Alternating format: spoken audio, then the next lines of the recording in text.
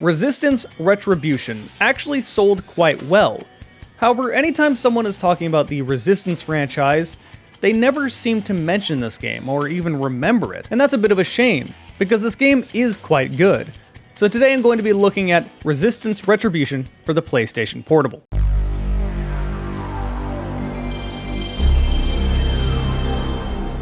Hey everyone, as always Jarek here, and for right now this will probably be the last PSP video I make. I know, people probably want to see more, but I have some other games to move on to. It's not a bad game to leave off on though. Resistance Retribution was made by Bend Studios. Wait, Bend Studios? You mean Bend, Oregon, like a few hours away from me? You mean the Days Gone guys? Huh. I guess that explains why it's in third person. Anyway, I was quite curious. How would Resistance translate to a handheld with only one analog stick? But before I explain all that, I need to thank today's sponsor. Today's sponsor is a sponsor that is relevant to everyone, because everyone wears clothes, hopefully. That is IntoTheAM. IntoTheAM makes high quality apparel. They actually sent me 4 of their shirts back in August, and I still wear them around the house today. They're pretty comfortable, and I do like them. Even after wearing them around the house and washing them over the last few months, they stay pretty soft. They're also some of the few shirts that actually fit me. I'm stuck somewhere between a medium and a large. I'm also lanky, and that makes getting shirts a complete pain. They'll either be tight on the shoulders but fit on the arms and then short down here, or they'll fit on the shoulders and be baggy on the arms, be the correct size down here, but then be baggy everywhere else, and it's such a pain to find shirts that fit me. Thankfully, if you have my body type, these seem to fit perfectly fine. Anyway, they have some cool graphic designs, some of these even glow in the dark, and they currently have a deal. You can get 3 of these graphic tees for $60, or if you just like regular plain shirts, you can get 3 plain shirts for $45. If you check the link down below in the video information, you can get 10% off. This does stack with the bundle deals. So hey, big thanks goes to IntoTheAM for sponsoring this channel with a product that is actually relatable to literally everyone, and also just giving us something that will actually be worn and be useful. Check out that link, and with that all said, let's get on with the video. We'll start with the graphics. Now, usually I would emulate PSP games because I would prefer to play on an emulator. Being able to play at a higher resolution and smoother frame rates is always nice. Unfortunately, in this case, you can't emulate this game. At certain points of the campaign, it will just straight up hard crash. Kill a certain enemy, it crashes. Get to a certain cutscene, it crashes. Plus, there's a lot of other small issues like the camera jitters around, it doesn't work like it's intended. The emulator is not the best experience if you're wanting to play this game. Believe me, I tried. Those of you that joined me while I was trying to stream this game on an emulator know that it just didn't really work. I eventually gave up and just decided to stream Rainbow Six Vegas instead. So then, how am I covering this game? Well, I have to give a huge thanks to one of my viewers who goes by the name of Something Crispy. He loaned his PSTV. Sitting right back there, tiny little box. I played this game on that, so I'm effectively playing it on native hardware. Unfortunately, this means I'm also playing it at a very small resolution stretched up to a 1440p monitor, and that comes with some problems that you would expect. The game is gonna look rather pixelated compared to the previous videos I've made on PSP games, so just keep that in mind. In all reality, this is no fault of the game. It wasn't intended to be played at a big screen like this, it was intended to be played on a tiny handheld. And for a PSP game, this is easily one of the best looking games on that platform. Unfortunately, since they really pushed fidelity into this game, that comes with some truly horrible frame rates at times. Bunch of twits. Have to gang up, right? Oh my lord. Now, most of the time this is not an issue, but when things get really chaotic, you should expect the frame rate to really dip. That said, graphically, I really don't have any complaints. Next up is the story. This game takes place in between Resistance 1 and Resistance 2. Now, I may have had a lot of complaints when it comes to the original Resistance games, but story and lore and world building have never been one of those complaints. Thankfully, in Resistance Retribution, they're so faithful to the original Resistance 1 and 2 games that I wouldn't fault you for thinking that it was made by the original devs when it wasn't. The game opens up with a cutscene introducing the main character, James Grayson. While James invades one of the Chimeran conversion centers, he finds his brother has been infected. He himself has to put his brother down. This mentally breaks James. He deserts his platoon and manages to take down 26 conversion centers, just all on his own. Regardless, the Marines eventually do catch up to him and put him on trial for deserting. After said trial, they put him on death row. The day before he was about to be killed, he gets a visit from Rain Bouchard, while the French resistance need his help. So his death penalty is put on hiatus. This is just the intro. As is usual, I'm not really interested in telling every single plot point that happens in the story, but what I can say is that the story is written particularly well, and it fits in with the Resistance narrative. With a lot of other games, I find myself just not caring about the story, because they establish something at the beginning and then nothing happens until the final cutscene. This is not one of those games. With every level, there is a reason you are going to do whatever you're doing in that level. And it's more than just, oh, you need to take down this building because it's important to the Chimera. No, there are very important things happening between your main character and the supporting cast. The only thing more I will say is that there's something after the ending credits, and it's kind of dumb. And now we move to the gameplay, which is by far the most interesting thing here.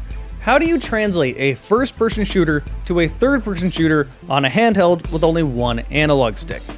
Thankfully, this does this very well. Now, Bend Studios had already been well established at this point. They also made the Siphon Filter games on the original PSP. This apparently runs on the same engine with the same aiming mechanics. So for starters, you're still aiming with the face buttons. However, to compensate for this, anyone within that big box gets its own sort of lock-on aim assist. This may sound like it makes the game too easy, but that is not the case. Unlike something like, say, Rainbow Six Vegas, where you have to press a button and then it locks onto a target and just pulls your screen with them, here you do have to at least be looking in their direction. On top of that, weapons in this game are not hit scan. So again, you really do have to have some sort of aim. It's not brain dead. And if you want to be more precise, you can press up on the D-pad and manually aim entirely. Some enemies require you to do this, like say the boilers, which are really interesting in their own right.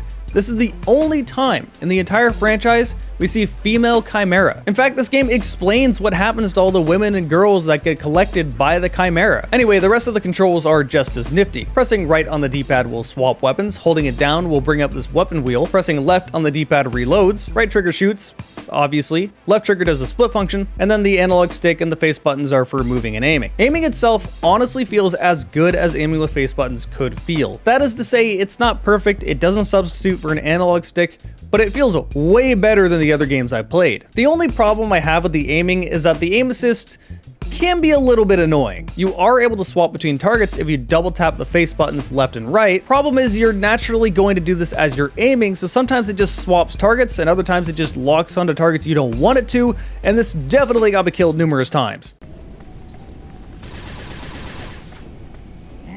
No, what? Why did he shoot that one? So yeah, while it does most of the time work, sometimes it can be a double-edged sword and be a little frustrating. But overall, the controls are probably the best you were going to get on a PSP. As for the gameplay itself, they added something in that's pretty crucial. A cover mechanic. It works similarly to that of, say, Rainbow Six Vegas, except for it's actually functional and isn't awful. In fact, it's pretty good. If you walk near cover, you just automatically start taking cover. Resistance translates really well to having a proper cover system. If anything, it works better this way. While you're taking cover, you can see what target you're locking onto. If you press the shoot button, you pop up and start shooting. When you stop shooting, you just take cover again. And if you need to, you can just pop up and manually aim. It feels intuitive and I didn't think about it. The cover system also plays nicely with the guns. Now, most of the time it's as you would expect, you just pop up to shoot. And all of these guns maintain their unique, interesting charm that you would expect from Resistance. From things as simple as the shotgun split function just being able to fire both barrels at once, to being able to literally freeze a rocket in the air and turn it around. Yep, the right trigger shoots the rocket, but if you press the left trigger, it literally freezes it, and then you see another laser coming out of it to redirect it. This is very useful because with the rocket launcher, you don't get aim assist or lock-ons, you have to manually aim it. Same thing applies to the sniper rifle. You can scope into aim manually, but if you hold down left trigger, it gives you bullet time. The one that really stands out with the cover system though is the auger. Since the auger shoots through walls, you literally don't have to stand up, you just stay in cover and shoot through that cover. This gun is already really cool in the mainline games, but something about this just works way better with the cover system. I'm not going to go over every gun because I would be sitting here talking all day if I did that. There's a really unique roster of weapons here, but I will mention one more. That's the Razor. The Razor is this game's stand-in for the Bullseye. It works more or less the same, with the exception of the secondary. The secondary lets you charge up an attack, which will then bounce off walls and manage to hit numerous targets at once. This will carry you throughout the game. It's incredibly strong and you don't need to expose yourself to shoot it. You don't even need to aim it, just shoot it against the wall, it will hit and kill a target. And oh boy, you are going to need to use it because the game does get a little more difficult towards the later half of the game. Resistance 1 and 2 are fairly difficult games. This game's difficulty is a little more polished out, but occasionally it kind of has some BS moments. Again, I'd really like to reiterate that for the most part, the difficulty is perfect and I don't have any complaints, but there are 3 moments specifically specifically that come to mind. The first one is the Catacombs level. This level tends to throw you into environments that don't have enough cover, enemies can melt you, and you don't have enough ammo to use the weapons that can make cover. Jesus, holy fuck, they melt you. God damn.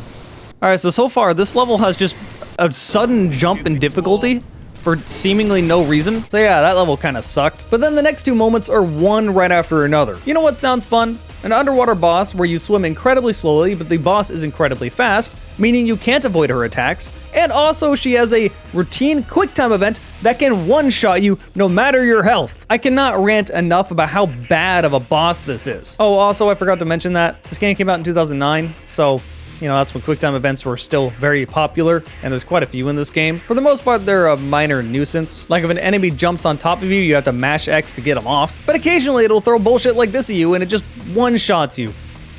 Fun. This boss only does two things, by the way. One is just swim very quickly around you, and if she happens to stop too close to you, then you're gonna take damage. The next is that she'll pull you close to her no matter how far away you are, and you can't stop this.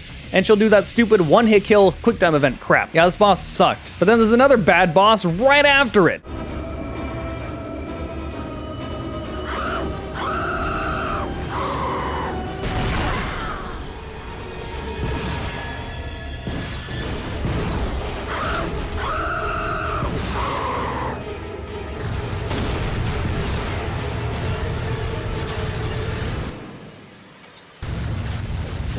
Ow, what? Are you serious? That instantly kills you? Are you fucking kidding me? It just one-shots you? That's some fucking bullshit. I had like at least half my health there.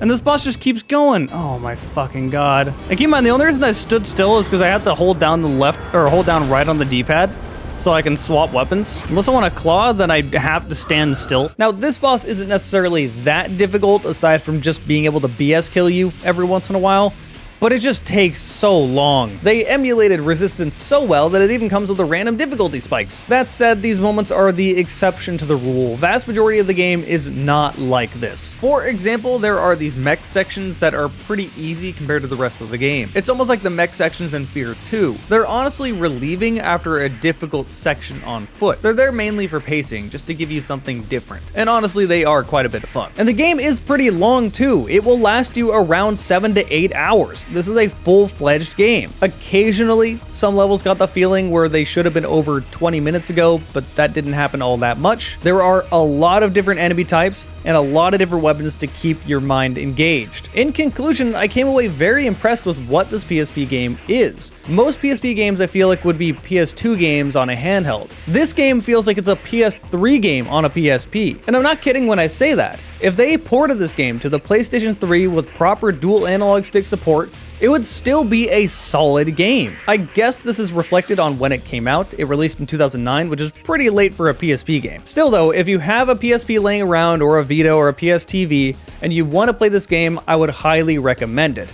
Out of all the PSP games I played back in the day and today when I came back to them, this is the best one. Sony really did put money into it. It feels like a proper AAA experience on the PSP. But as for right now, I think that's everything I wanted to say. Big thanks goes to my Twitch viewers, twitch.tv/Jarek4GameandDragon. If you subscribe, you get to see my videos ahead of time. Big thanks goes to IntoTheAM for sponsoring this video. If you want to get some of these shirts, there's a lot of deals on them. Check that link down below in the video information. And of course, a big thanks goes to you for watching this video.